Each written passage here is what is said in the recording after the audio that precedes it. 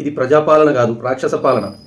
6 గ్యారెంటీల విషయంలో పాడి కౌశిక్ రెడ్డి మాట్లాడినందుకు అక్రమంగా అరెస్టు చేశారు.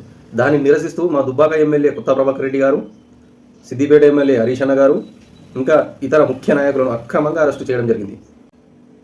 ఇది ప్రజాపాలన కాదు, రాక్షస పాలన. రేవంత్ రెడ్డి గారు గొప్ప గొప్ప మాటలు మాట్లాడితేనో, పాత లోగోలు కొత్తగా మారుస్తేనో, కొత్త లోగోలు పాతగా మారుస్తేనో తెలంగాణ యొక్క హావభావాలు మారవు. ఆచరించాలి, మనం మాట్లాడు కాదు, ఆచరించాలి. మీరు ఎంత ఉత్తాలను చూస్తే పార్టీ అంత బలోపేతమవుతుంది. మా టీఆర్ఎస్ పార్టీ మీరు ఎంత కట్టడి చేయాలని చూస్తే అంత ఏకమవుతుంది.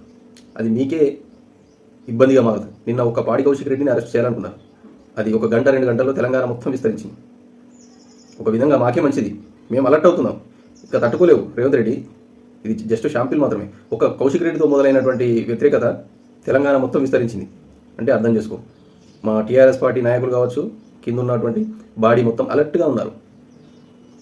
ఈరోజు బీజేపీ నాయకులు మాట్లాడుతారు అక్రమంగా ఈ అరెస్టు చేసినటువంటి విడుదల చేయద్దాడు. విడుదల చేస్తే కాంగ్రెస్ టీఆర్ఎస్ ఒకటే అన్నట్లేనా? తెలియలేని సన్నాసులు, గురుకుల విద్యార్థులు చనిపోతున్నారు మాట్లాడని బీజేపీ నాయకులు ఈరోజు హైడ్రా బాధితుల విషయంలో కావచ్చు, లగ్జర్ల బాధితుల విషయంలో కావచ్చు, పెట్టుబడి సాయం అందడం విషయంలో కావచ్చు, ఏ విషయాన్ని ఖండించినటువంటి బీజేపీ నాయకులు ఇలా అక్రమంగా అరెస్ట్ చేసిన నాయకులు మాత్రం విడుదల చేయద్దాడు.